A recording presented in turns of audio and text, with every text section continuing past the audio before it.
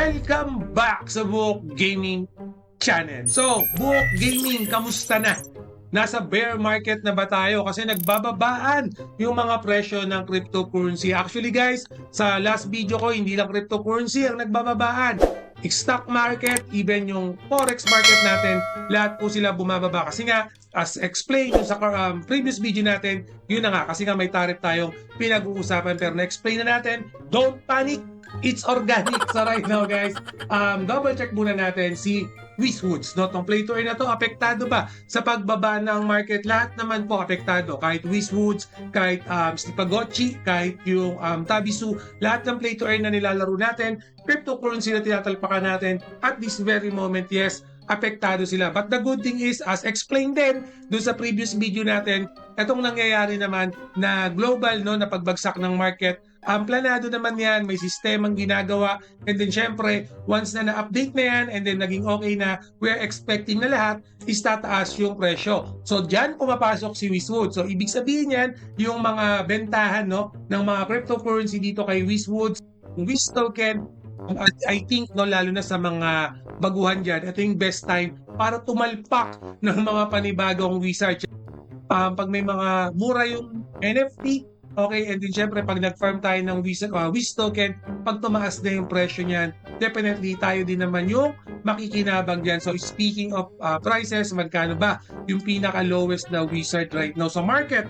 So right now, 0.06, okay? Medyo mataas pa rin yan kasi nga 0.05 yung unang lumabas yan. Pero ngayon, nasa 0.06 siya. Although yes, tumaas na pero bagsak presyo pa rin yan. Kumbaga, affordable pa rin. Kung gusto natin pumasok dito sa Wizwoods as low as 0.06, pwede na pala tayong tumalpak dyan, Buhok Gaming. And then syempre, bukod dyan sa wizard na yan, as long na nilalaro nyo yung game na to, again guys, naka free-to-play naman to. Pero yung free-to-play version yan, dapat din or more or less, mas mababa yung makikitain natin pag nag-farm tayo ng Wiz token natin itong sa mining na to. Kasi sa mining, nagbabase yan dito sa power ng mismo account natin. Right now, itong account na to, meron siyang 16 million.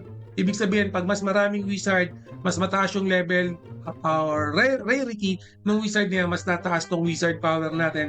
Same thing, pag mas madami tayong mga accessories dito, decoration dito sa island natin, mas tataas pa rin yan. Kasi yung mga decoration na nilalagay natin dito kay Wizwoods, yan din yung isa sa mga nagpapataas nitong account natin. So for example, dito sa item, ito, hinihintay ko lang ito mapuno. Pag nakuha ko na itong isang piraso na yan, itatalpa ko na yan, meron tayong additional na 24,000 Wiz power kagad yan. Just imagine, 24,000 na kagad yung madadagdag yan. And then syempre, madami naman yan. So iniipon ko lang yan. Para makaipon ka yan, make sure na lagi kang nag-explore dito sa exploration natin na meron siyang 3 times daily. So 3 times daily pwede tayo mag-explore.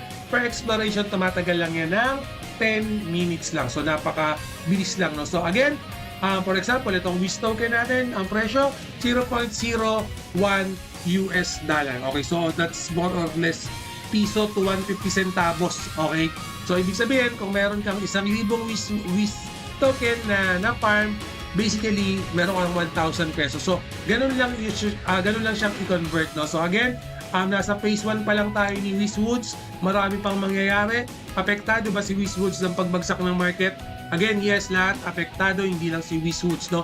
Pati yung mga trader natin, mga malalaking investor, apektado sila. So, nasa bear market na ba tayo, Buhok Gaming? Again, sasabihin ko ulit, wala pa po tayo sa bear market. This is my own opinion kasi itong nangyayari na global financial crisis na tinatawag nila, planado naman to. Okay, hindi naman to biglaan na unlike before, no, yung mga major na financial crisis na nagkaroon ng mga gera, nagkaroon ng mga pandemic, no.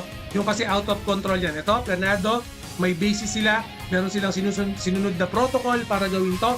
So after that, yes, tataas yung market. So for me, this is the best time para bumili ng mga mabababang cryptocurrency, tumalpak sa lowest price possible. Okay, kakabili ko lang, ilang token na yung binili natin, TON, Doge, Wiz token, namili na tayo habang mababa pa lang. Kasi nga, bago tumaas ang Bitcoin, tataas din muna ang mga altcoin. Wizwoods, kasama na yan sa altcoin or alternative cryptocurrency. So basically, okay, tataas yung presyo niyan once na naging okay na yung market natin, stock market, forex market, crypto market, lahat po yan naging affected dito sa ginawang tariff. Okay, again, kung hindi kayo aware din sa binabanggit ko ngayon, check nyo yung previous video natin, makikita nyo yung explanation ko kung bakit bumaba yung market natin pero wala pa tayo sa bear market. Okay, so sa mga gusto maglaro nga pala ng Wismoods, yung links niyan, ilalagay ko sa description later on. Pa-double click ka lang. Again, yung community natin sa Telegram, open na open yan. Kung may mga concern, katanungan kayo, ibang play to earn na gusto nyong laruin, double check nyo yung community natin. Nasa description na lang yan. And then guys, always remember, Book Gaming loves you all. See you again in my next video. Salamat!